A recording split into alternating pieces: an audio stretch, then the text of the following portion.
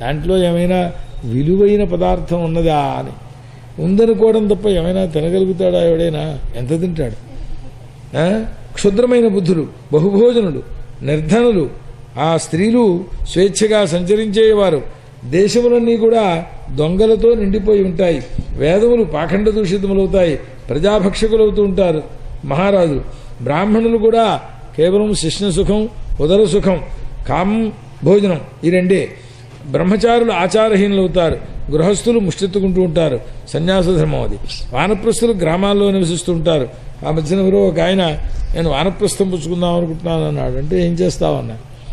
ఏం లేదు, ఏవో రంగు మార్చేసి బట్టలు కట్టుకుని ఇంట్లో ఉండి జాగ్రత్తగా ఇంట్లో ఉంటే వానప్రస్థం కాదు నాయన, కలియుగంలో వానప్రస్థం నిషిద్ధం, తర్వాత నీ ఇష్టం అన్నాను. ఆ గ్రామంలో తయారైన ఏ పదార్థము వడ్ల గింజ దగ్గర నుంచి ప్రారంభించి బట్ట వరకు వాడకూడదు. వనంలో ఉంటాడు కనుక వనజన్యములైనవే తినాలిట. ఇది వానప్రస్థం. ఆ వానప్రస్థం కలియుగంలో వద్దు నాయన అన్నారు ధర్మశాస్త్రకారులు. ఈయన వానప్రస్థం పుచ్చుకుంటానని బయలుదేరాడు. నమస్కారం అన్నాం. సరే, కలిలోకి వచ్చేటప్పటికి స్త్రీలు పురుషులు అందరూ కూడా హ్రస్వదేహ పుట్టయిపోతూ ఉంటారు. ప్రత్యక్షంగా సిద్ధమది మనకి. 4 తరాలు వెనక్కి పెడితే పొట్టివాడైన శివాజీకి అతని కవచం ఉండేది. ఆ కవచం ఇప్పటికి కూడా ఢిల్లీలో ఉన్నది. ఇక్కడి నుంచి తీసి అక్కడ పెట్టి ఇక్కడ బట్టి తుడుచుకోవడానికి తేలతో వస్తే 6 మనుషులు ఎత్తితే కానీ బయటికి రాద్ది. అది అతడు మీద మనం చొక్కా తొడుక్కున్నట్టుగా తొడుక్కుని యుద్ధం చేసేవాడు. మనం ఎంత బలవంతులమో. ఇవాళకి కూడా ఆ ఆఫ్రికన్ అడవుల్లోనూ ఎక్కడో 18 అడుగుల పొడవు కలిగినటువంటి మనుష్య జాతి ఉన్నది. మనం 1992 మే స్వాతి పత్రికలో వేశారు. ఆ బొమ్మలు కావాలంటే చూసుకోండి, డేట్స్తో సహా చెబుతున్నాను. అట్లాంటి స్థితిలో అంతకంతకు దిగ్గిపోతున్నారు. సిగ్గు అనేది మరిచిపోతారు. ఎప్పుడు మాట్లాడినా కటువుగానే మాట్లాడటం, చౌర్య కపట సాహస ప్రియమై ఉంటుంటారు. అట్లాగే వైశ్యాదులు అంటే వ్యాపారాదులు చేసేటువంటి వాళ్ళు క్రయ విక్రయాది వ్యవహారాల్లో ఎంత అసత్యాలు పెరిగి ఎంత డబ్బును సంపాదించగలిగితే అంత. ఆశ్చర్యం ఏంటో తెలిసినా అయినా కేజీ ఆ పువ్వులో పళ్ళో ఎంతయ్యా అని అడిగితే 36 రూపాయలండి డజనం. వాడు చెప్పేది 10 రూపాయలకి ఇచ్చేస్తాడు చివరికి వచ్చేప్పటికి. పూర్వం మా గురువు గారు చెప్పారు, వాడు చెప్పిన దాంట్లో సగానికి అడగాలరా అని. ఇప్పుడు సగం కాదు, 1/4. వాళ్ళు 3 రెట్లో 4 రెట్లో కలిపి చెప్పేస్తున్నారు. పువ్వుల దండ కావాలరా అన్నాను. అలా రోడ్డు మీద పెడుతున్నాను. అది 50 రూపాయలండి అన్నాడు. 5 రూపాయలు ఇస్తావా అన్నాను. ఇంకో రూపాయి వేసి ఇచ్చేయండి అన్నాడు. ఇది ఆ స్థితిని ప్రత్యక్ష మాటలు నేను చెప్పేవి. పదార్థతత్వాన్ని ఎరిగి మనం అడిగితే ఇచ్చేస్తాడు. ఆ రూపాయి కూడా ఏమన్నా ఇచ్చేయవచ్చు, ఏదో అడిగాడు కదా అని ఇచ్చిన రూపాయి.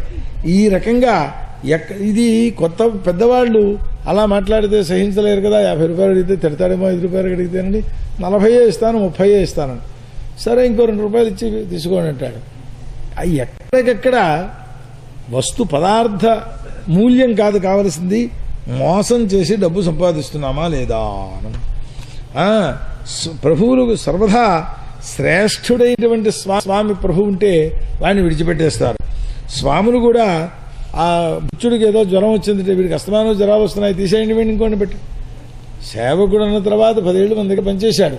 వాడికి జ్వరం వస్తే వాడిని పొమ్మంటే ఏమైపోతాడు వాడు? ఆ జ్ఞానం ఉండదు. ఈ విధంగా ఉంటుండేవారు. అలాగే కలియుగంలో పురుషులందరూ కూడా స్త్రీకాముకులు అవుతారు. సోదరుడు, తండ్రి, మరి లేదా భార్య, భగిని అనే భేదాలు ఏమీ ఉండవు. వాళ్ళ యొక్క స్వరూపం ఏమిటి అంటే శాలకులు, భావమృదులు మాత్రమే సలహాలు ఇవ్వాలి అని. ఆ తర్వాత తపస్వి వేషాన్ని ధరించినటువంటి వారలై సర్వవర్ణముల వారు ప్రతిగ్రహం చేస్తారు, విశేషించి శూద్రులు అన్నారు. సన్యాసికి డబ్బెందుకండి? సన్యాసికి డబ్బు ఎవడైనా ఇస్తే శాస్త్రం చెప్పినటువంటి మాట చెప్పవలిస్తే మన పుణ్యాత్ములు ఎవరైనా ప్రాచీనులైన వాళ్ళు స్వర్గలోకంలోకి వెళ్ళి ఉంటే వారి చేతిలో డబ్బు పెట్టినందువల్ల లేదా వారి దగ్గర నుంచి డబ్బు తీసుకున్నందువల్ల సన్యాసి ప్రతిగ్రహం కూడా పనికిరాదు. వాళ్ళని తీసుకెళ్లి నరకలోకంలో వేస్తారట ముందు, మన మాట తర్వాత. అంత దోషం చెప్పారు ఆ సన్యాసులకై. వాటి రోజున లోకంలో ఆయన హంసతూలికా తల్పాలు, సెంట్లు, అత్తరవులు, మార్బుల్స్ గృహస్థులు నానా ఇబ్బంది పడుతూ ఉంటారు. వీళ్ళెళ్ళి వాళ్ళకి సమర్పిస్తూ ఉంటారు. అది దోషం. మఠాలు పెట్టారు కదా అంటే ధర్మ పరిరక్షణం కోసం శంకర భగవత్పాదులు స్థాపించినటువంటి మఠాలు. ఎవరి తినవాడు మఠం పెట్టుకోవడం కాదు, ఆశ్రమం కట్టేయడం కాదు. మన ఊళ్ళో ఆశ్రమం కట్టేసేసి అమ్మయ్యా ఈ వాళ్ళకి మన ఈ తూర్పుగోదావరి జిల్లా యొక్క అశాంతంతా పోయిందండి అన్నాడు ఓ పెద్ద మనిషి. ధవళేశ్వరంలో ఆశ్రమం కట్టి ఉన్న అశాంతి ఏమిటి, నువ్వు వచ్చినందువల్ల పోయింది ఏమిట్రా, నీ పీఠం వచ్చినందువల్ల నీకు డబ్బు వచ్చింది తప్ప ఎవరు ఏమిటి మాట్లాడుతున్నారో వాళ్ళకి తెలియదు. ధర్మమును జరగనటువంటి వారు ఉచ్చాసనంలో కూర్చుని ధర్మోపదేశాలు చేస్తున్నారు. ప్రత్యక్షం అది. మంచినీళ్ల పాత్ర ఎడం పక్కనే ఉండి పెట్టుకోవాలని శాస్త్రాలు ఘోషిస్తున్నాయన్నాడు పెద్ద మనిషి టీవీలో. ఎడం పక్క పెట్టుకుంటే మద్యపానం అవుతుందిరా అని ధర్మశాస్త్రం చెబుతున్నది. నమస్కారం, ఏం చేయలేం మనం. పరమాత్మను కూడా పూజ చేయడం మానేస్తారు వాళ్ళు. పుత్రులు తండ్రిదండ్రులను విడిచిపెట్టేస్తారు, కాపాడరు. తల్లిదండ్రులు గుణవంతులైనటువంటి పుత్రులను విడిచిపెట్టేస్తారు. దుర్గుణంతో కూడుకున్న వాళ్ళనే వాళ్ళు రక్షిస్తూ ఉంటారు. కలియుగంలో పాఖండమతం పెరిగిపోతుంది. లోకమంతా కూడా త్రిలోకనాథుడైనటువంటి ఆ పరమాత్మను పూజ చేయరట. కలియుగంలో అకారణంగా స్నేహితుడినైనా ప్రభువునైనా సంహారం చేయడానికి కూడా సిద్ధపడిపోతూ ఉంటారు. మరి ఇది పోవాలంటే ఎట్లాగా అని కలియుగ దోషాలు చెప్పుకొచ్చారు. అంటే హృదయమునందుంటూ ఉండేటటువంటి పరమాత్మ ఉంటే అతడు సమస్తమైన కలిమలాల్ని పోగొడతాడయ్యా అని. హృదయంలో పరమాత్మ ధ్యానం చేసేవాడిని ఒక్కడిని మాత్రమే కలియుగ దోషాలు అంటుకోవు. ఎందుకంటే మార్గం లేదు.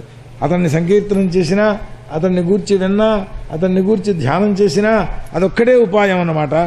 అది 10,000 జన్మల్లో చేసిన పాపాన్ని ఒక్క క్షణంలో పోగొట్టగలుగుతుంది. ఆ రూపమైనటువంటి ధ్యానాన్ని చేస్తే అది ఎట్లాంటిది ఏనన్నారు. బంగారం పట్టుకెళ్ళి నిప్పుల్లో పారేస్తే ఎంత కాల్చినా దాని స్వరూపం ఎక్కడా పోదు, పరిశుద్ధం అవుతుంది. ఉంటే దోషాలు పోతాయి. అట్లాంటిది కనుక హృదయంలో ఉంటూ ఉండేటువంటి వాడు పరమాత్మ పాప వాసనలను పోగొడతాడు అన్నారు. కనుక ఓ రాజా, సర్వాత్మన ఆ కేశవుణ్ణి హృదయంలో పెట్టుకో. నువ్వు మరణోన్ముఖుడవైనా ఏకాగ్రతతో కూడుకుని ఉండు, ఉత్తమ గతిని పొందుతావు. మరణించేవాళ్ళు కూడా ఆ పరమాత్మను ధ్యానం చేసినట్లయితే వారిని ఆత్మభావాన్ని పొందింపచేస్తాడు ఆ పరమాత్మ. సర్వదోష స్థానమైనటువంటి కలియుగం కూడా ఈ ఒక్కటి చాలా పెద్ద గుణం దీని ఎందుంది. ఈ యుగంలో కృష్ణ పరమాత్మను సంకీర్తనం చేస్తే సమస్త అశేష బంధన, సమస్త బంధములు కూడా పోయినటువంటి వాడై పరమపదాన్ని పొందుతాడు. కృతయుగంలో విష్ణువును ధ్యానం చేసిన కారణం చేత, త్రేతాయుగంలో యజ్ఞాలు చేసిన కారణం చేత, ద్వాపరంలో భగవంతుని పూజ చేసిన కారణం చేత ఏ ఫలాలు వస్తాయని చెప్పారో ఆ ఫలము ఈ ప్రాణి అయినటువంటి వాడు హరినామ కీర్తన మాత్రం చేతనే పొందేటువంటి వాడు అవుతాడయ్యా. ఇది కలియుగం యొక్క స్వరూపము అన్నారు. అందుచేత ఇది చాలా గొప్ప యుగం. కృష్ణ పరమాత్మకు జై అన్నట్టుగా కలియుగానికి కూడా జై అని అనవలసినటువంటి లక్షణం కలియుగంలో ఇది ఒక్కటి కలిపురుషునకు. ఇది శ్రీమద్భగవతే ద్వాదశ స్కంధే తృతీయోధ్యాయ. శ్రీకృష్ణార్పణమస్తు. శ్రీకృష్ణారవిందాభ్యాం నమో నమః. హరయే నమః. శ్రీ సుగోవాచాకారస్తే ప్రమాణవాదార్థావతిపాకో జగమానంద శృణు కల్పలయా వప్పీ. శ్రీశుకులు వారు చెబుతున్నారు, పరీక్షణ్ మహారాజా, పరమాణవాది ద్విపరార్థ పర్యంతమైనటువంటి బ్రహ్మదేవుడి కాలం దాకా చెప్పాం, యుగాలు చెప్పాం, కల్పం, లయం ఇవన్నీ కూడా చెప్పాం. ఇక కృతాది చతుర్యుగములలో కృతాది చతుర్యుగములు అంటే మహాయుగములు. ఈ మహాయుగములకు 1000 అయితే బ్రహ్మదేవునకు ఒక రోజు అవుతుంది, ఒక పొగటి భాగం. దాన్ని కల్పము అని పిలిచారు. ఒక కల్పంలో చతుర్దశమనువులు గడిచిపోతూ ఉంటారు. నాశం అనేటటువంటిది కూడా లయం. అది కూడా 4 రకాలుగా చెప్పారు. నైమిత్తిక లయం, ప్రాకృతిక లయం, ఆత్యంతిక లయం, నిత్యలయం అని. ఇందులో నైమిత్తిక లయం అంటే ఏమిటి అని, బ్రహ్మదేవుని యొక్క రోజు పూర్తయిన తర్వాత వచ్చేటటువంటిది రాత్రి. ఆ రాత్రి కూడా పొగలంతుందో అంతా ఉంటుందన్నమాట. అయితే అక్కడ జగత్తు సృష్టి ఇవేం ఉండవు. మరి టైం ఎలా తెలుస్తుందంటే సూర్యుడు చంద్రుడు కూడా లేకపోతే అదే పరమాత్మ కాలస్వరూపము అని చెప్పాం. అక్కడ సెకన్ కూడా లేట్ చేయట ఆయన. ఆ రాత్రిలో 3 లోకాలు కూడా కలిసిపోతాయి. బ్రహ్మదేవుడు నిద్రపోతూ ఉంటాడు. దాన్ని నైమిత్తిక లయము అని చెప్పారు. బ్రహ్మదేవుని యొక్క నిద్రను నిమిత్తంగా చేసుకుని వచ్చిన లయం కనుక నైమిత్తిక లయము అని. ఆ లయంలో శేషాసనుడై భగవంతుడు విష్ణుమూర్తి సకల జగత్తును ఉపసంహరించినటువంటి వాడై శేషాసనం మీద పడుకుంటాడు. ఆ సమయంలో బ్రహ్మదేవుడు కూడా పడుకుంటాడు. ఆ తర్వాత ప్రాకృతిక లయం, బ్రహ్మదేవునికి 100 సంవత్సరములు పూర్తయిపోయిన తర్వాత ఆ అపరార్థావసాన కాలంలో మహదహంకార పంచతన్మాత్రా స్వరూపాదులు సప్త ప్రకృతులు ఇవన్నీ కూడా ప్రళయాన్ని పొందేస్తాయి. దీన్ని ప్రాకృతిక లయము అన్నారు. బ్రహ్మాండ కోశమంతా లీనమైపోతుంది పరమాత్మలో. ఆ తర్వాత దేవతల ప్రమాణంతో 100 సంవత్సరాలు మేఘము భూమి మీద వర్షం అంది వచ్చేసేసి ఆ కారణం చేత అన్నం లేకుండా పీడింపబడిన వాళ్ళై ఒకళ్ళనొకళ్ళు తినేసేవాళ్ళు అవుతారు జనమంతా కూడా. ఆ ప్రళయకాలంలో సూర్యుడు బ్రహ్మాండమైనటువంటి తేజస్సుతో ప్రకాశిస్తూ దైహికమైన సముద్రంలోనూ మన ప్రాణుల యొక్క శరీరంలోనూ భూమిలోనూ ఉండే రసాన్నంతని పీల్చేస్తాడు అని అన్నారు. ఆ తర్వాత మళ్ళీ వర్షం రూపంలోకి విడిచిపెట్టాలన్నమాట. కానీ అప్పుడు ఆదిశేషుని యొక్క ముఖంలోంచి బయలుదేరినటువంటి వాయువేగ సమానమైనవన్నీ అగ్నిహోత్రం మొత్తం లోకాలన్నింటినీ తగలబెట్టేస్తుంది అని.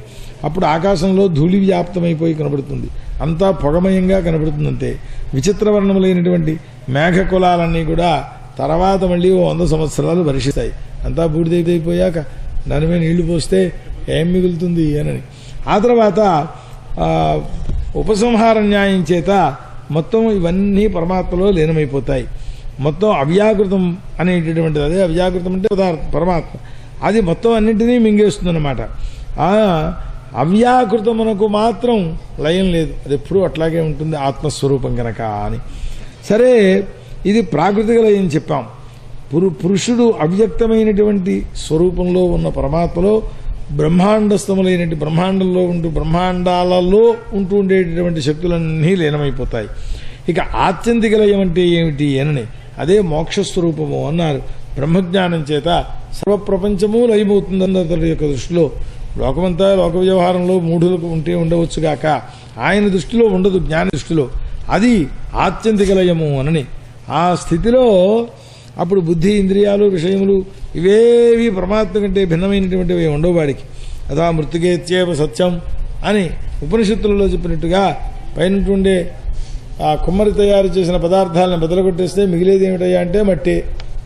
అదొక్కడే సత్యం, పై ఆకారాలన్నీ క్షణక్షణాల్లో మారిపోతూ ఉండేటువంటివే అని. ఆ తర్వాత బంగారం కటకుండలాది రూపములలో తయారైనా అది మళ్ళీ ఎలా ఒక స్వరూపంగా భాషిస్తుందో అనేక రకాలుగా వర్ణింపబడిన అదయ్యా దాని యొక్క స్వరూపం కనుక ఆత్మ యొక్క స్వరూపాన్ని అహంకార రహితుడై విచారణ చేస్తే అహంకారం ఎప్పుడు పోతుందో అప్పుడు అతడు బ్రహ్మస్వరూపుణ్ణి నేను అని స్మరిస్తాడట. కొత్తగా వచ్చేది కాదు, అది ఉన్న వాస్తవ స్థితి అదే కనుక అని. నృపతే ఈ చెప్పడినటువంటి జ్ఞానం అనే శస్త్రం అహంకారం అనే బంధాన్ని ఛేదిస్తుంది. దాన్ని ఆత్యంతిక ప్రళయము అన్నారు. ఇంకా నిత్య ప్రళయం అంటే ఏమిటండి అని 4వది. అంటే బ్రహ్మాది ఆ చిన్న చిన్న ప్రాణుల వరకు కూడా ప్రతిరోజు ఉత్పత్తి ప్రళయం జరుగుతూనే ఉన్నాయి కదా, నిత్యము కూడా నదీ ప్రవాహంలాగా అన్నమాట. పోయేవాళ్ళు పోతుంటారు, పుట్టేవాళ్ళు పోతుంటారు అంటారయ్యా అన్నారు. ఇది ఉత్పత్తి, అది లయమును, ఇది నిత్యం జరిగేటువంటి విషయం. ఆకాశంలో చంద్రాదులు పెడుతూ ఉంటే ఆ గమనావస్థలు మనకి కనపడవు, గుర్తించడానికి శక్యం కాదు. కానీ ఇక్కడి నుంచి అక్కడికి వెళ్ళిన తర్వాత మాత్రం చంద్రుడు అక్కడ దాకా వెళ్ళాడు అంటారట. నడుస్తుంటే కనపడాలి కదా, ఇట్లాగే ఉంటుంది కాలస్వరూపం అంతా కూడా. కనుక ఈ నిత్య నైమిత్తిక ప్రాకృతిక ఆత్యంతకములైనటువంటి 4 రకాల లయం చెప్పాం. ఓ రాజా, నారాయణుని యొక్క లీలాకథని చెప్పాం. పరిపూర్ణంగా చెప్పాలంటే బ్రహ్మదేవుడు కూడా అయ్యేది కాదు. ఏదో చాతనైనంత వరకు చెప్పాం, కుదిరినంత వరకు చెప్పాం అని అనాలన్నమాట. పూర్వం ఈ భాగవత స్వరూపమైనటువంటి పురాణ సంహితను అవ్యయుడైనటువంటి నారాయణ ఋషి నారదునకు చెప్పాడు, నారదుడు వ్యాసునకు చెప్పాడు, బాదరాయణుడు వ్యాసుడు ఈ వేద సంహితను మాకు చెప్పారు, శ్రీశుకుల వారికి. ఆ కురుశ్రేష్ఠ ఈ సంహితను సూతుడు నైమిషారణ్యంలో చెబుతాడు, ఇంకా చెప్పలేదు. ఇది శ్రీమద్భాగవతే ద్వాదశ స్కంధే చతుర్థోధ్యాయ. శ్రీకృష్ణార్పణమస్తు. శ్రీమద్గురుచరణారవిందాభ్యాం నమో నమః. హరే నమః, హరే నమః. శ్రీశుకోవాచ అత్రానవర్జితే భీక్షణం విశ్వాత్మా భగవాన్ హరి ప్రసాదజో బ్రహ్మ రుద్రక్రోధ సుధవ.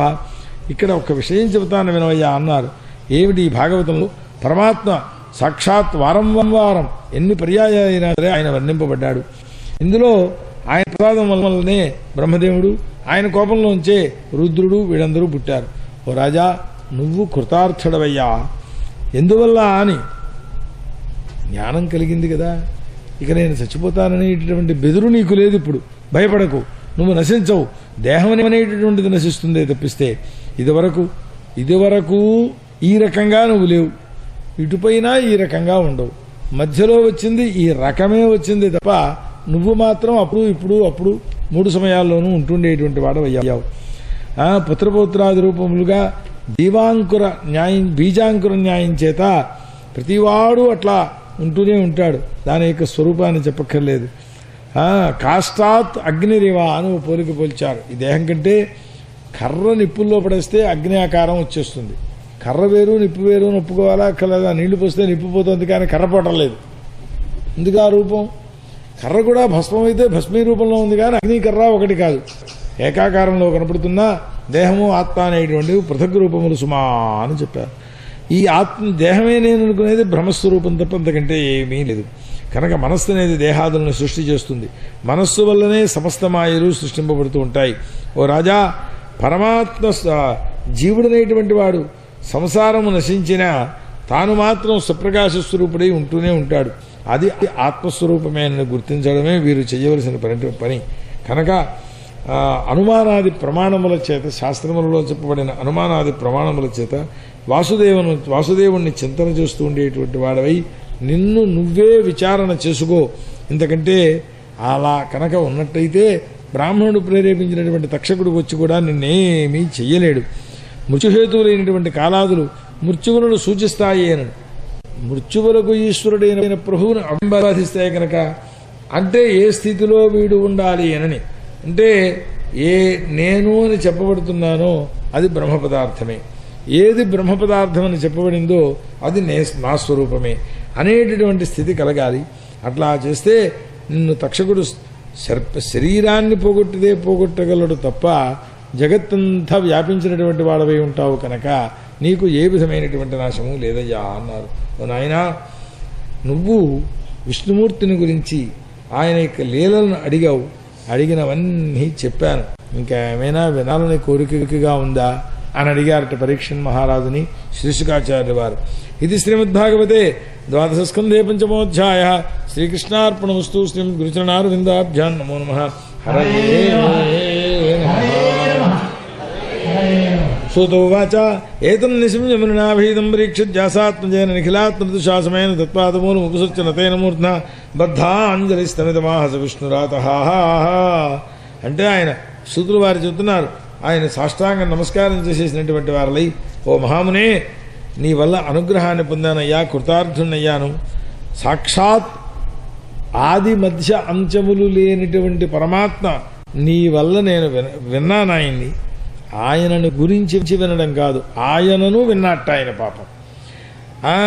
సాక్షాత్ ముఖ్య సాధనమైనటువంటి పరమాత్మ యొక్క స్వరూపాన్ని నాకు చెప్పావు నువ్వు. అచ్యుత స్వరూపులైన, అంటే పరమాత్మ స్వరూపులైనటువంటి మేము మహాత్ములందరూ వస్తే మీరు చేసిన అనుగ్రహం ఎంత గొప్పదో కదా. ఈ భాగవతాక్షమైన పురాణ సంహితను నీ వల్ల మేము వినగలిగాం. ఇందులో భగవంతుని యొక్క వర్ణనం ఉన్నది. నువ్వు చూపించిన నిర్వాణ స్వరూపం ఏదైతే ఉందో అటువంటి బ్రహ్మలో నేను ప్రవేశించేశానయ్యా అన్నాడు. తక్షకాదుల వల్ల మృత్యుభయమేమీ లేదు. ఓ భగవన్, వాక్కును ఇంద్రియములోను ఒకదాంట్లో ఒకటిలా నియమనం చేసినటువంటి వాళ్ళమై క్షేమపదాన్ని ఎట్లా పొందాలో దాన్ని చూపించావు. నా అజ్ఞానజనితములైనటువంటి సంస్కారములు, వాటితో వచ్చిన అజ్ఞానము మూలభూతము అన్నీ కూడా పోయినాయ్యా అని చెప్పారట. అనేటప్పటికీ ఆ శ్రీశుక మహర్షి ఆయన్ని వెళ్ళొస్తాను అని చెప్పి ఆయన వెనకాలే వచ్చినటువంటి వారితో సహా ఆయన ప్రస్థానం చేశారు అన్నారు. దీన్నే శ్రీశుక బిదా మహోత్సవము అని వర్ణిస్తారు. శ్రీశుకులు వారు బయలుదేరి తమ మామూలు సంచారానికి బయలుదేరి వెళ్ళిపోయినారట ఆయన అని. పరీక్షిత్తు కూడా ఆ పరమాత్మ యొక్క స్వరూపాన్ని మనసులో ధ్యానం చేస్తూ ఉండేవాడై బ్రహ్మస్వరూపుడై ఆ చెట్టులాగా తనలో ఆ ప్రాణమును అట్లాగే మిగిలి చేసుకుని కదలకుండా ఉండిపోయినాడు. గంగాతటలో గర్భల్ని తూర్పుగా పరుచుకొని ఉదంముఖంగా కూర్చున్నటువంటి వాడై కూర్చున్నాడు. ఆయన నిస్సంగుడై ఉన్నాడు, సంశయాలేమీ లేవు, బ్రహ్మభూత స్వరూపుడై ఉన్నాడు.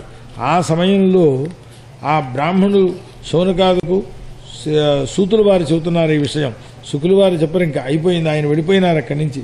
అయ్యా, బిదా మహోత్సవ పూజ చేసేసేయండి ఆ తర్వాత తక్షకుడు ఆ బ్రాహ్మణ వేషంతో ఆ కుర్రవాడు శపించినటువంటి శపాన్ని చూన్నవాడై విప్రవేషంతో వచ్చి మధ్యలో కనబడితే కశ్యపుడు అనే ఒక బ్రాహ్మణుడు కనబడితే ఏమయ్యా ఎక్కడికి వెళ్తున్నావు మామూలుగా అడిగాట.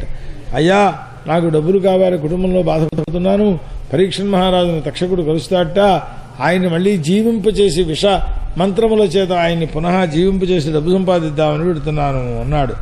ఆ తక్షకుడిని నేనేను, నా విషాన్ని ఎలా దూరం చేస్తావో చెప్పు నాకన్నాడు అని ఆ పక్కనున్న చెరువు మీద తరు చెట్టు, ఆ చెట్టు మీద ఒకసారి కాటు వేశాడు. అది మొత్తం భస్మమైపోయింది. ఆ సమయంలో ఈ కశ్యపుడు తన మంత్రబలం చేత ఇదివరకు ఎట్లాంటి చెట్టు ఉన్నదో అంతకంటే కొంచెం మహోన్నతంగా దాన్ని ఉత్పత్తి చేసేశాడు అన్నారు. అయితే ఆ చమత్కారాన్ని చూచినా తక్షకుడు అయ్యా ఆ విషహారి అయినటువంటి కశ్యపునకు బాగా డబ్బిచ్చేసేసి నువ్వు వెళ్ళిపోవయ్యా ఇంటికి, డబ్బు కోసమనే కదా వచ్చావు అన్నాడు అని ఈ తక్షకుడు వెళ్ళి పరీక్షణ్ మహారాజుని కరిచాడన్నమాట. రాజు పరీక్షణ్ మహారాజు బ్రహ్మభూతుడై ఉన్నాడు. ఈ విషాగ్ని చేత ఆ దేహము ఒకటి భస్మమైపోయినప్పుడు అన్నారు. ఆకాశంలోనూ హాహాకారాలు బయలుదేరాయి.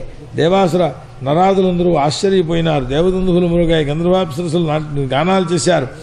ఈ స్థితిలో ఉంటుంటే ఆ జనమేజయుడు తన తండ్రి గారు ఆ తక్షకుడి చేతిలో మరణించాడని చెప్పి, అయితే ఓ రహస్యం, ఈ పుష్కరుడు, ఈ తక్షకుడు, ఈ బ్రాహ్మణుడు వీళ్ళు మాట్లాడుకున్న మాటలు లోకానికి ఎలా తెలిసాయి అని అవి తెలియడానికి అవకాశం ఉండాలి కదా. ఆ చెట్టును కరిచినప్పుడు దాని మీద ఒక మనిషి ఉన్నట్ట, ఆ మనిషితో సహా భస్మమైపోయింది. ఆ మనిషితో సహా జీవింపచేశాడు. ఆ జీవింపచేసి వీడు డబ్బుచ్చుకుని నేను వెళ్ళిపోయినాడు. ఆయన తక్షకుడు పరీక్షణ్ మహారాజు దగ్గరికి వెళ్ళాడు. ఈ వీడు మాత్రం లోకంలో అందరితోటి చెప్పాడు. ఇంకో రహస్యం, ఈ వెళ్ళినటువంటి బ్రాహ్మణుడు డబ్బుచ్చుకుని వెళ్ళిపోయినాడు కదా, వీడు 16 జన్మలు రోగాదులతో బాధపడుతూ జన్మించాట. వాడి చరిత్ర ఇంకో చోట ఉన్నది. కారణమేమయ్యా అని చచ్చిపోతున్నాడు అన్నప్పుడు వాడి ప్రాణం పోయే వరకు మందు వెయ్యాలే తప్ప కేవలం డబ్బులు కాసేపడిపోయి అబ్బే వీడి ఇంకా బతకనండి పంపేయండి అని అనకూడదు. అలా చేశాడు కనుక అని. సరే తక్షకుడిలా ఎందుకు చేశాడయ్యా అన్నదో ప్రశ్న. అంటే ఆ బ్రాహ్మణ బాలుని యొక్క శాపాన్ని తాను నిర్వర్తించకపోతే తలకాయ బద్దలైపోతుంది వీడికి. అందుకోసమని వాడు మరణించే ప్రయత్నాన్ని తాను చెయ్యాలి కనుక ఆ బ్రాహ్మణ శాపవశం చేసి వీడిలా చేశాడు అన్నారు. ఉంటాయి అట్లా కథలు ఒకదానికొకటి. సరే ఆ తర్వాత జనమేజయుడు సర్పయాగం చేశాడు. అందులో తక్షకుడు మొదలైన వాళ్ళు ఎవరూ రావటం లేదు. ఏవో బురదపాములను తీసుకొస్తాం. ఆస్తికుడు అనేటువంటి వాడు వచ్చి ఆ బృహస్పతి కూడా వచ్చాడు. వచ్చి అయ్యా నిరపరాధులైనటువంటి పాముల్ని చంపేశారయ్యా, అది పద్ధతి కాదు, ఎవడో ఒక అపరాధం చేస్తే చేసి ఉండవచ్చుగాక అని చెబితే వాళ్ళ యొక్క వాక్యాలను విన్నటువంటి వారలై అయ్యో విద్వాంసునైనా మోహం పొందానే అనుకుని బాధపడి మొత్తం మీద ఆ సర్పయాగాన్ని ఆపు చేశారు అని. ఆ తర్వాత ఏ పరమాత్మ యొక్క స్వరూపాన్ని ఆత్మవాదులు విచారణ చేస్తే మాత్రమే తెలుస్తుందో, ఆ మాయామోహితుడైన వాడు ఆ తత్వాన్ని తెలుసుకోలేడో, మరి అటువంటి మాయను దాటగలిగినటువంటి వారు ఎవరు అనన్నారు. సరే ఆ మాయాశ్రయమైనటువంటి విషయంలో అనేకమైన వివాదాలు ఉన్నాయి. నేతి వాక్యాల చేత జడములనన్నింటినీ కాదు అని చెప్పి పరమాత్మతత్వాన్ని వేదాలు చెబుతూ ఉంటాయి. లోకంలో అహంకారం మమకారం ఇవన్నీ ఉన్నంత వరకు కూడా దేహగేహ సంబద్ధమైనటువంటి దౌర్జన్యాలు తప్పవు. అందుచేత ఆ మాయను అతిక్రమించిన వాడికి మాత్రమే వాస్తవికమైనటువంటి పరమాత్మ స్వరూపం లభ్యమవుతూ ఉంటుంది అని ఆ గురువైనటువంటి వ్యాసునకు శాస్త్ర సమాప్తిని సూచన చేస్తూ ఆ సూతులు వారు నమస్కారం చేశారు. శౌనకుడు అడుగుతున్నాడు, ఏమయ్యా వ్యాస శిష్యులైనటువంటి వారు పైలాదులున్నారు, వాళ్ళు వేదాలను విభాగం చేశారన్నారు, ఎన్ని విభాగాలు చేశారు అదేమిటో చెప్పవలసింది అని. అంటే శౌనక, పరమాత్మ యొక్క హృదయాకాశంలోంచి నాదం అనేటువంటిది బయలుదేరింది. ఆ నాదంలోంచి అకార ఉకార మకారాత్మకమైన ఓంకారాదులు ఇవన్నీ కూడా వచ్చాయి. అవి శ్రోత్రరంధ్రాల్లో వినపడుతుంటాయి. ఇప్పటికి కూడా చెరువు మూసుకుంటాను. ఆ పరమాత్మ యొక్క నాదం అన్నమాట. అది వినపడకపోతే ప్రమాదం, 6 మాసాల కాలం గడువు అని అర్థంట. ఆ నాదాన్ని వింటూ ఉండాలి ఎప్పుడు కూడాను. ఆ తర్వాత ఆ ఓంకారమే ఉపనిషత్తులకు సర్వమంత్రములకు సర్వవేదములకు కూడా బీజమైనటువంటిది ఏనని, ఆ తర్వాత అకారోకారాత్మకులైన వర్ణములు రావడం, అక్షర సముదాయం ఏర్పడడం, ఈ అక్షర సముదాయం చేత బ్రహ్మదేవుడు తన 4 ముఖాల్లోంచి కూడా శబ్దాలని సృష్టి చేశారు. అవే వేదాలన్నమాట. సృష్టి చేయడం ఉచ్చారణ చేశారు. వాళ్ళ పుత్రులు అధ్యాపకులు అందరూ కూడా చదువుకున్నారు. ఈ వేదం ఋగ్యజుస్సామాధర్వ మంత్రములతో కూడుకుని ఉన్నది. ఆ భేదాన్నే ఋగ్యజుస్సామాధర్వణములు అని అన్నారు. వ్యాస శిష్యులైనటువంటి 4 పిలిచి వీరికి 4 భాగాలు చేసి ఒక్కొక్కరికి ఇచ్చారు. పైలుడు ఋగ్వేదాన్ని తీసుకున్నాడు, వైశంపాయనుడు యజుర్వేదాన్ని, జైమిని సామవేదాన్ని, సుమంతుడు అథర్వ వేదాలని తీసుకున్నారు. వీళ్లలో పైలుడు అనేవాడు ఋగ్వేద సంహితను 2గా విభాగం చేసి ఇంద్రప్రమితి భాష్కలుడు అనేవాళ్ళకి చెప్పారు. వాళ్లల్లో భాష్కలుడు తన సంహితను మళ్ళీ 4 భాగాలు చేసి బోధ్యుడు, యాజ్ఞవల్క్యుడు, పరాశరుడు, అగ్నిమిత్రుడు అనేవాళ్ళకి చెప్పారు. ఇంద్రప్రమితి అనేవాడు తన సంహితను మళ్ళీ తన కొడుకు మాండూకేయుడు అని అతడికి అధ్యాపనం చేశారు. మాండూకేయుని యొక్క శిష్యుడు దేవమిత్రుడు అనని ఆ సంహితను సౌభరీ మొదలైన వాళ్ళకి చెప్పారు. మాండూకేయ పుత్రుడు శాకల్యుడు తన సంహితను 5 భాగాలు చేశారు. వాత్స్య, ముద్గల, శాలి, గోఖల్య, శిశిర అనే పేరు 5గురికే అధ్యాపనం చేశారు. శాకల్య శిష్యుడు జాతూకర్ణుడు తన సంహితను మళ్ళీ 3 విభాగాలుగా చేసి 4వది నిరుక్తముగా ఏర్పరిచి బలాగ, పైజ, వైతాల, విరజ అనే పేర్లు కలిగిన వాళ్ళకి ఇచ్చారు. ఈ పైన చెప్పిన భాష్కరుడు యొక్క పుత్రుడు భాష్కలి, అతడు సర్వశాఖల నుండి కూడా సంగ్రహించి వాలఖిల్య సంహిత అని ఒక సంహితను ఏర్పాటు చేశాడు. అంటే అఖండ శబ్దరాశి స్వరూపాన్ని ఈ వ్యాసుడు, వ్యాస శిష్యులు, వారి శిష్యులు విభాగాలు చేసి మొత్తం 1135 శాఖలుగా చెప్పారన్నమాట. ఏ ఋషి ఎక్కడ సత్రంలో ఆ తర్వాత ఈ బహ్పృచ సంహితలు బ్రహ్మర్షులందరూ కూడా స్వీకరించారు. ఈ వేద విభాగాన్ని విన్నటువంటి వాడైన వాడు సర్వ పాపముల నుండి కూడా విముక్తుడవుతూ ఉంటాడు అని దాని ఫలశ్రుతిని చెప్పారు. ఆ తర్వాత ఎవరైతే యజుర్వేదం యొక్క తైత్రీయ శాఖా ఉత్పత్తి ప్రకారాలు చెప్పారు, వైశంపాయనుడు చరకాధ్వర్యులనేటువంటి శిష్యుతోటి ఆ కూరుకున్నారు. ఆ స్వగురువైనటువంటి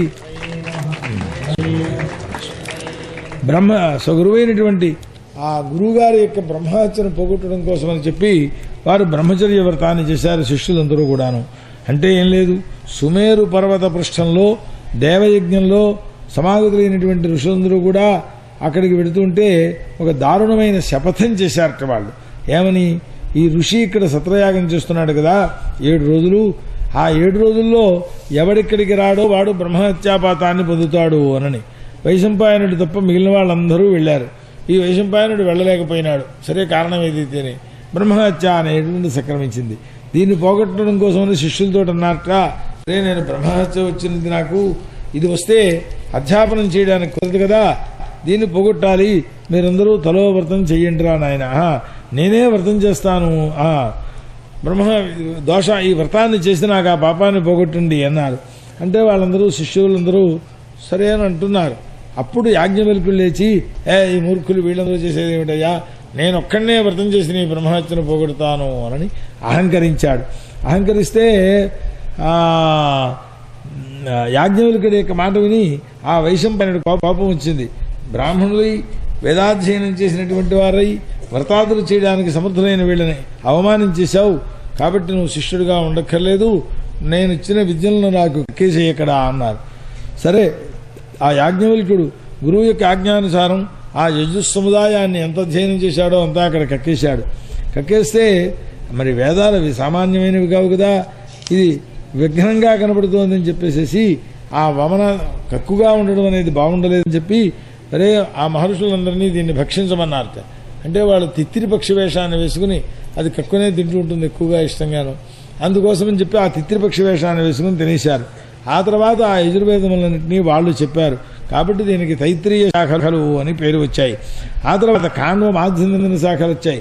అవెల్లా వచ్చాయి అని ఈ యాజ్ఞవల్కుడు గురువుగారు ఇచ్చిన వేదాలను వారికి ఇచ్చేసిన తర్వాత అపూర్వములైన వేదాలను అధ్యయనం చేస్తాను అని సూర్యభగవానుడి దగ్గరికి వెళ్ళి ఆయన్ని సేవించి మొత్తం 15 శాఖలను ఆయన దగ్గర నుంచి నేర్చుకున్నాడు ఆయన. దాంతో మొత్తం 101 శాఖ అయ్యాయి. ఇవి 86 శాఖలు కృష్ణయజుర్వేదం, 15 శాఖలు శుక్లయజుర్వేదము అనని. సరే, ఆ ఆదిత్యుడిని స్తోత్రం చేసి సంపాదించారు వాటిని అని. కాబట్టి అందులో కాండశాఖ మాధ్యమిక శాఖ అని 2 రకాలుగా వచ్చాయి ఇవి అని. సరే, జైమిని యొక్క శిష్యుడు ఇక సామవేదం యొక్క స్వరూపం. సామగానం చేసేటువంటి జైమిని యొక్క పుత్రుడు సుమంతుడు. ఆయన పాపం అతడి కొడుకు సున్మంతుడు. వీళ్ళందరూ కూడా పుత్రపౌత్రులు ఇద్దరికీ కూడా ఒక్కొక్క సంహితనిచ్చారట పాపం జైమిని మహర్షి. ఆ శిష్యుడు, జైమిని యొక్క శిష్యుడు సుకర్మ అనేవాడు సామవేదాన్ని సహస్ర శాఖలుగా విభాగం చేశాడు అన్నారు. ఇప్పటికి సామవేదం సహస్ర శాఖాహ అని చెబుతుంటారు. ఆ సుకర్ముకుడు అనేవాడికి హిరణ్యనాథుడు, కౌశల్యుడు, పౌష్యంజుడు అని 3 ఉన్నారు. వాళ్ళందరూ ఆ శాఖల్ని గ్రహించారు. వాళ్ళల్లో ఒక్కొక్కడికి 500 మంది శిష్యులు ఉండేవారట. అన్ని సంఖ్యల శాఖలను విభాగం చేసి గ్రహించారు వాళ్ళందరూ కూడా. వీళ్ళందరూ పౌష్యంజునికి శిష్యులయ్యారు అని. లౌగాక్షి, మాంగలి, కుల్యుడు, కుశీదుడు, కుక్షిది వీళ్ళు 100 శాఖలు గ్రహించారు. హిరణ్యనాభుడు అనేటువంటి వాడు 24 సంహితలను ఆయన గ్రహించాడు, తన శిష్యులకు చెప్పాడు. మిగిలినటువంటి శేష సంహితలన్నీ కూడా ఆవంచుడనేవాడు తన శిష్యులకు చెప్పారు. ఈ విధంగా వేదాలు విభక్తములయ్యాయి. ఇది శ్రీమద్భాగవతే దశమస్కంధే 6వ శ్రీకృష్ణార్పణమస్తు. గురుచరణారవిందాభ్యాం నమో నమః. హరయే నమః. సోతోవాచ అథర్వవిత్ సుమంతుష్య శిష్యమధ్యాపయత్ స్వకాం సంహితాం సోపచ్ఛాయ వేదదర్శాయ చోక్తవాన్. ఇక్కడికి 3 వేదాలు విభాగములయ్యాయి. 4వది అథర్వ వేదం. దాన్ని సుమంతుడనేటువంటి వాడు కబంధుడనే పేరు కలిగిన శిష్యులకు చెప్పారు. అతడు 2గా విభాగం చేసినటువంటి వాడై ఆ పచ్చుడు వేదదర్శుడు అనే వాళ్ళకి చెప్పారట. వేదదర్శుడికి 4 శిష్యులు. వాళ్ళు శౌక్లాయని, బ్రహ్మబలి, మోదోషుడు, పిప్పలాయని అని. వేదదర్శుడు వాళ్ళ 4కి 4 సంహితలు ఇచ్చారు. పచ్చుడు తన సంహితను 3గా విభాగాలు చేసి కుముదుడు, సునకుడు, జాజల్డి అనే వాళ్ళకి ఇచ్చారు. వాళ్లలో సునకుడు అనేటువంటి వాడు తన శిష్యులైనటువంటి బభ్రువు, సైంధవుడు అనే వాళ్ళకి 2 సంహితలు చెప్పారు. ఈ విధంగా వాళ్ళు 2 సంహితలను సావర్ణ్యాది శిష్యులకు చెప్పారు. నక్షత్రకల్ప, శాంతికల్ప, కశ్యప, అంగిరస్ ప్రభృతులైనటువంటి అథర్వవేదలు వీళ్ళందరూ కూడా శాఖా ప్రవర్తకులైనటువంటి ఆచార్యులయ్యారు అన్నారు. ఇంకా పురాణములు భగవంతుడైనటువంటి వేదవ్యాసుడు 6 పురాణ సంహితలను ముందుగా చేసి మా తండ్రి గారైనటువంటి రామహర్షణకు చెప్పాడయ్యా. అతడి దగ్గర నుంచి త్రయారుని, కశ్యపుడు, సావరణి, అకృతపురుడు, వైశంపాయనుడు, హారీతుడు అనేవాళ్ళు 6 పౌరాణికులు ఒక్కొక్క సంహితను అధ్యయనం చేశారు. ఆ 6ంటికి కూడా శిష్యున్నైనటువంటి పుత్రునైన నేను అన్నింటినీ గ్రహించేశాను అన్నాడు సూతుల వారు. ఆ తర్వాత కశ్యపుడు, నేను, శుకుడు, సావరణి, అకృతపురుడు ఈ 4 కూడా రామహర్షుడి నుంచి 4 పురాణ సంహితలను అధ్యయనం చేశాం. ఓ శునక, బ్రహ్మఋషుల చేత నిరూపింపబడిన పురాణ లక్షణం ఏమిటి అనంటే జాగ్రత్తగా విను అన్నారు. ఒకసారి సర్గము, విసర్గము అంటే దాన్నే ప్రతిసర్గము అని అంటారు. వృత్తి, రక్ష, మన్వంతరములు, వంశములు, వంశానుచరితములు, ముక్తి, ఊతి, ఆశ్రయం అని 10 లక్షణములతో కూడుకుని మహాపురాణము అనేటువంటిది ఉంటుందన్నమాట. ఆ పైనుంటుండేటటువంటి లక్షణములకు ఆ అర్థాన్ని కూడా చెబుతారు. మహత్తు మొదలుకొని ఇంద్రియములు వాటి రూపములు వరకు ఉండే సృష్టి అది సంభవము అని పేరు దానికి. అదే సర్గం అన్నమాట అని. ఆ తర్వాత చరాచరములైనటువంటి ప్రాణులు వాటి యొక్క సృష్టి ఇదంతా కూడా విసర్గము అంటారు. పరమేశ్వరుడు చరాచర ప్రాణుల కోసం ఉంచినటువంటి జీవికా వృత్తులు ఏవైతే ఉన్నాయో అవి వృత్తి. సమస్తమైనటువంటి జగత్తుకి కూడా అవతార లీలలు ఏవైతే పరమాత్మ చెప్పాడో అదే రక్ష. అవి వింటే రక్ష కలుగుతుంది కనుక మనువు, దేవుడు, మనుపుత్రుడు, ఇంద్రుడు, ఋషులు హరి యొక్క అవతారములోని ఆ తత్వాన్నంతని తెలుసుకునేటువంటిది 6 రకమైన లక్షణాలు కలిగి మన్వంతరాలున్నాయి. ఆ తర్వాత శుద్ధులైనటువంటి రాజుల యొక్క ఆ వంశానుక్రమణం చెప్పడం ఏదో అదే వంశం. ఆ వంశజులైనటువంటి వాళ్ళ వృత్తాంతాన్నే వంశ్యానుచరితం అని అన్నారు. ఆ తర్వాత ప్రళయం 4 విధాలుగా చెప్పబడింది. నైమిత్తిక, ప్రాకృతిక, నిత్య, ఆత్యంతికములు అని చెప్పి అందులో ఆత్యంతిక ప్రళయానికి ముక్తి అని పేరు పెట్టాం. జగత్తు యొక్క సృష్టి నిమిత్తంగా ఏ జీవుడు తన క్రమవాసనలు పొందుతూ ఉంటాడో అవన్నీ కూడా ఊతులు అని అన్నాం. జాగ్రత్త స్వప్న సుషుప్త వ్యవస్థలలో అన్వయ వ్యతిరేకముల చేత తెలుస్తూ ఉంటాయి. దాన్ని బాహ్యాశ్రయము అన్నారు. నానారూపాత్మకమైనటువంటి ఘటాదులలో ఆది మధ్యావసానముల యందు సత్తా మాత్రం ఉన్నది. మిగిలినవన్నీ కూడా మృతిగా ఒకటే సత్యం, మిగిలినవి కాదు అని చెప్పిన ఆ లక్షణములు కలిగినటువంటిది ఏదైతే ఉన్నదో ఆ బ్రహ్మస్వరూపం అదే ఆశ్రయము అని. పురుషులు ఈ సృష్టి మొదలైనటువంటి వాటి చేత అన్నీ వింటే చిత్తం అనేటటువంటిది విరమణాన్ని పొందుతుంది, శాంతిని పొందుతుంది. అలాగే జీవుడు ఆత్మను బ్రహ్మతో సహా అభేదేనా తెలుసుకున్నటువంటి వాడై ముక్తిని పొందుతాడు అని ఇలాంటి లక్షణముల చేత కూడుకున్నటువంటి పురాణాలని ప్రాచీనులైనటువంటి మహర్షులు అష్టాదశ సంఖ్యగా చెప్పారు. అవి ఏమిటి? బ్రాహ్మ పాద్మ వైష్ణవ లైంగ శైవ గారుడ నారదీయ భాగవత ఆగ్నేయ స్కాంద భవిష్య బ్రహ్మవైవర్త మార్కండేయ వామన వరహ మాత్స్య కౌర్మ బ్రహ్మాండములు అని 18 పురాణాలు. 18 పురాణాల పేర్లు ఇందులోనూ ఉన్నాయి.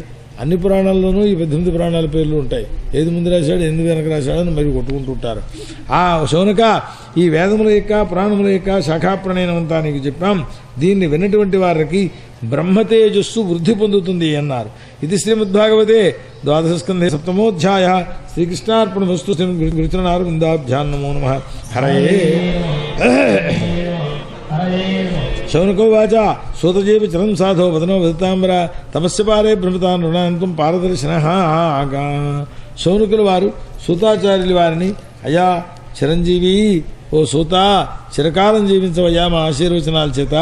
ఈ ఘోరమైనటువంటి సంసార రూపంలో సంచరించే వాళ్ళకి సంసార నివర్తకమైన మార్గాన్ని ఉపదేశించడం కోసం పుట్టావయ్యా నువ్వు. చాలా సంతోషం. మృకండుతనయుడైనటువంటి మార్కండేయుడున్నారు చూశారా, ఆయన దీర్ఘాయుష్యం బతుకుతాడు అన్నారు. ఆయన నాకు ఆయుర్దాయం తగ్గించవయ్యా అని బ్రహ్మదేవుడి దగ్గరికి వెడితే ఆయన ఏదో పరీక్ష పెడితే ఇంకో 4 కల్పాలు ఆయుర్దాయం ఇస్తున్నాను వెళ్ళిరా అన్నాడు ఆయన. అట్లా దీర్ఘాయుష్యుడు అని 3 లోకాలు నశించినప్పుడు కల్పాంతకాలంలో ఆయన ఎలా ఉంటాడు, ఆయన యొక్క స్వరూపం ఏమిటి, ఇప్పుడు ఉంటూ ఉండేటువంటి ప్రాకృతిక నైమిత్తిక ప్రళయాదులు ఏవైతే ఉన్నాయో అతడికి ఏం లేవా ఇవి. ఈ కల్పంలో నా వంశంలో పుట్టాడు అనని భార్గవుడు అంటే భృగువంశంలో పుట్టినటువంటి మార్కండేయుడు నాడు. శౌనకుడు కూడా భార్గవ వంశీయుడే, అందుకని మా వంశంలో పుట్టాడు అని చెప్పుకున్నాడు. ఆ ఒక్కడు మార్కండేయుడు ప్రళయకాల సముద్రంలో ఆ వటపత్ర పుటమునందు పరున్నటువంటి ఆ పరమాత్మను చూచాడు. అది ఎలా జరిగింది, ఏమిటి చెప్పవలసింది అన్నారు. చాలా సంశయంగా ఉన్నది మాకు అనని. అంటే సూతుల వారు చెబుతున్నారు, మహర్షే, లోకములన్నీ కూడా భ్రమను పోగొట్టుకుందు కోసం మంచి ప్రశ్న వేశావు నువ్వు. పరమాత్మ కథ ఎప్పుడూ కలిమలాపమే. ఆ మార్కండేయుడు తండ్రి దగ్గర నుంచి ఉపనయన సంస్కారాలు పొందాడు, వేదాధ్యయనం చేశాడు, తపస్సు, స్వాధ్యాయం, నైష్ఠిక బ్రహ్మచర్యం. మార్కండేయుడికి భార్య లేదు, జటిలుడై ఉన్నాడు, వల్కల వసనాదులను ధరించాడు, సుదుర్జయమైనటువంటి మృత్యువును కూడా జయించాడు అన్నారు. అతడు ఘోరమైనటువంటి తపస్సు చూసి బ్రహ్మశివుడు, భృగువు, దక్షుడు మొదలైన వాళ్ళందరూ కూడా ఆశ్చర్య పొందారట. బ్రహ్మపుత్రులందరూ కూడా ఈ తపస్సు ఏమిటిరా నాయన, మనం ఎప్పుడూ వినలేదే అని అట్లాంటి తపస్సు చేశాడు. ఆ తర్వాత పెద్ద వ్రతాన్ని ధరించినటువంటి వాడై తపస్వాధ్యాయ సంయమముల చేత శ్రీకృష్ణుని ధ్యానం చేయడం ప్రారంభించాడు. ఇలా ఉంటే 6 మన్వంతరముల కాలం గడిచింది అని అన్నారు. 671 మహాయుగాలు ధ్యానం చేశాడు పాపం. చాలా చిన్న సమయం కదా. అది తెలుసుకున్నటువంటి వాళ్ళ ఇంద్రుడు ఇతడు 7వ మన్వంతరంలో నా పదాన్ని గ్రహించేస్తాడేమో అని భయం వేసింది ఆయనకి. తపోనాశం చేయడం కోసం గంధర్వులు, అప్సరసులు, కామదేవుడు, వసంతుడు, మలయమార్దం, లోభం, మదం ఇవన్నీ మార్కండేయ స్వామి దగ్గరికి పంపించారు. వస్తే వీళ్ళందరూ హిమాచలముల యొక్క ఉత్తరప్రదేశంలో పుష్పభద్రా నదీ తీరంలో చిత్రమైనటువంటి శిల ఒకటి ఉన్నదట. ఆ ఆశ్రమం దగ్గరికి వెళ్ళారు వీళ్ళు. ఆ ఆశ్రమంలో ప్రవేశించినటువంటి వారలై వీరందరూ కూడా ఆ మార్కండేయునకు కామ దీప్తిని కలిగింప చేయాలని ప్రయత్నం చేశారు. పాపం పుంజిక స్థల అని ఒక ఆమె అప్సరసు ఉన్నది. ఆవిడ కూడా ఆ ఒంటి మీద వస్త్రం జారిపోతూ ఉండేటటువంటి స్వరూపంలో ఆయన ఆశ్రమంలో ప్రవేశించింది. తీరా ఆయన దగ్గరికి వెళ్ళేటప్పటికల్లా ఆ వాయుదేవుడు ఆవిడ ఒంటి మీద ఉండే వస్త్రాన్ని అపహరించేశాడు. ఈ మహర్షి మన్మధుడు ఇతడు జయించిపోయాడయా, ఇప్పుడు దొరికిపోయాడని చెప్పి బాణాలు వేశాడట. వేస్తే వీళ్ళ పనులన్నీ వ్యర్థములయ్యాయి. ఆయన అది ఎట్లా ఉన్నది అంటే మునికి కొంచెం అపకారం చేశారు.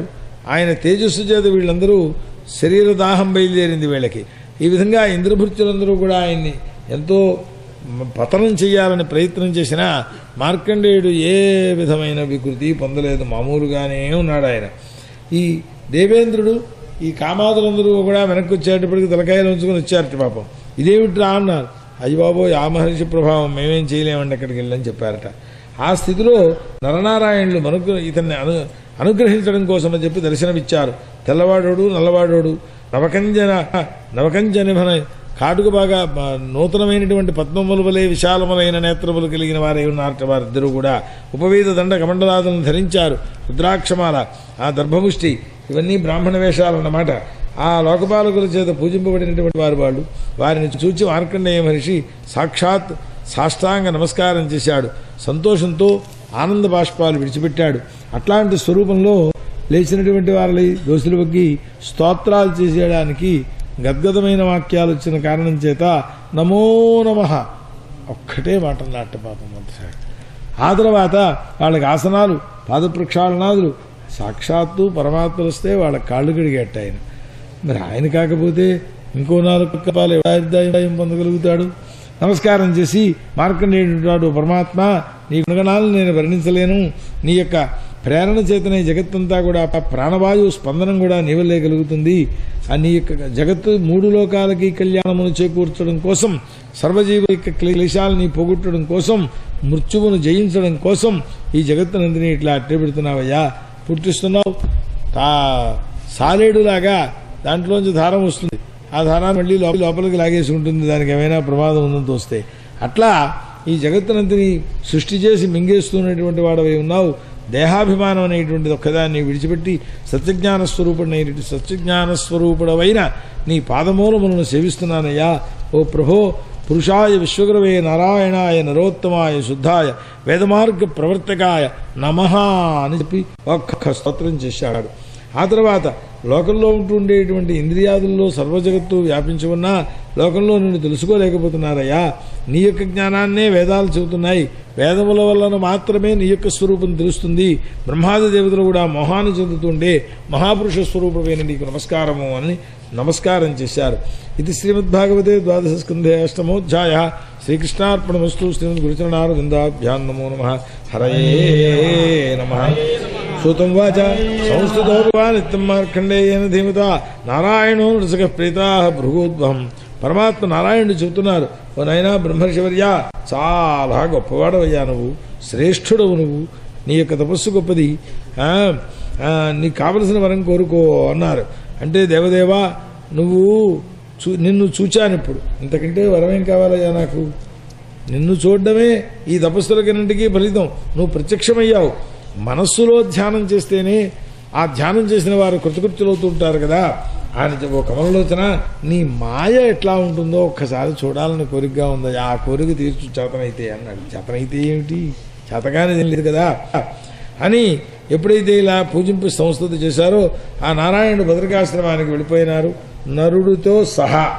ఈయన పాపం మాయా దర్శనం చేస్తానన్నాడు, ఏం చెప్పలేదు, వెళ్ళిపోయినాడు అని చెప్పి ఆశ్రమంలోనే కూర్చున్నారట.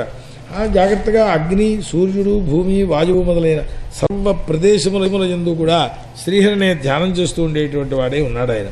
ఆ తర్వాత పూజను కూడా మర్చిపోయినట్టు ఆ పరమాత్మ ధ్యానంలో కూర్చున్నటువంటి వాడే. ఓసారి సాయంకాలం అయింది, చంద్రాడే లేచి సంధ్యావందనం చేసుకుందామా అనుకున్నాడు పాపం. ఆ పుణ్య పుష్పభద్రా నదీ తీరంలో ఇంతట్లో బ్రహ్మాండమైన గాలి వేసడం ప్రారంభించింది. దాంతో బ్రహ్మాండమైన శబ్దం వచ్చింది. ఆ తర్వాత మెరుపులు వచ్చాయి, వర్షధారలు పడిపోతున్నాయి. ఆ వాయువేగం, ఆ జలధారలు ఎంతవరకు వచ్చాయంటే మొత్తం ఆశ్రమాన్ని ముంచెత్తేశాయి. ఈయన మాత్రం బయటే ఉన్నాడు, ఎలా ఉన్నాడో తెలియదు. ఆ తర్వాత మొత్తం భూమండలం అంతా మునిగిపోయినది, మొత్తం జగత్తు అంతర్బహి సర్వత్రా జలం వ్యాపించిపోయినది. అది చూచాడు, భయం పుట్టింది అప్పుడు పాపం ఈయనకి. ఆ వాయువు చేత కదులుస్తుంటే ఆ జలంలో పడి కొట్టుకుపోతున్నాడు. అంతవరకు ఏదో చెట్టు కుమ్మో ఏదో పట్టుకున్నాడేమో, ఆ వాయువు దోసేసింది, ఆ నీళ్లలో పడి కొట్టుకుపోతున్నాడు. ఎంతవరకు జడులాగా, అంధుడిలాగా, ఆకలి, దప్పిక, ఆ అంధకారం, కళ్ళు కనపట్టలేదు. ఆ సముద్రంలో మత్స్యాలు, మొసళ్ళు, ఇలాంటి ఉపద్రుతాలు ఇవన్నీ చూశాడు. ఆకాశం, భూమి, స్వర్గం ఏమీ తేడా తెలియటం లేదు ఆయనకి. ఎక్కడి దాకా వచ్చాం, ఎక్కడి దాకా ఉన్నాం, నీళ్ల లోతు ఎంతండి పరమాత్మకు తెలియాలి, మాకేం తెలియదు. అందులో ఓ జలావర్తం ప్రవేశించింది, సుడిగుండం, అందులో గడిపోయినాడు. ఆ తర్వాత అక్కడికి వెళ్ళేటప్పటికీ జలజంతువులేవో మింగేస్తున్నాయా అన్నట్టుగా ఉన్నది. మోహం, క్లేశం, సుఖం, మృత్యువు, ఇలాంటి ఎన్నో ఉపద్రవాలు ఇవన్నీ వచ్చాయి. అది చూసినటువంటి వాళ్ళని ఇలాగ ఎన్నాళ్ళు తిరిగారు అనని. అయుతాయుధ వర్షాణం శతాని చ సహస్రాణి, 10,000 ఇంటూ 10,000 ఇంటూ 100 ఇంటూ 1000, వేసుకోండి, మీరు లెక్కలు ఎన్ని వేసుకుంటారో మాకేం అభ్యంతరం లేదు. ఇలా తిరిగినటువంటి వాడై పృథివీలో ఒక చోట్లో ఉన్నత ప్రదేశంలో ఫలపత్ర శోభితమైనటువంటి ఒక వటవృక్షం కనపడింది, మర్రి చెట్టు. అక్కడికి వెళ్ళేటప్పటికి ఆ వృక్షం యొక్క ఈశాన్య దిక్కున ఒక శాఖ మీద వటపత్రశాయి అయినటువంటి పరమాత్మ పరుండి తన యొక్క జ్యోతిస్సు, తన యొక్క తేజస్సు చేతనే అక్కడ ఉండే అంధకారాన్నంతని పొగుడుతుండేటువంటి వాడై ఉన్నాడు. శ్యామవర్ణ శ్రీమద్వదన, సుందరమైనటువంటి ముఖం, నీలని వర్ణ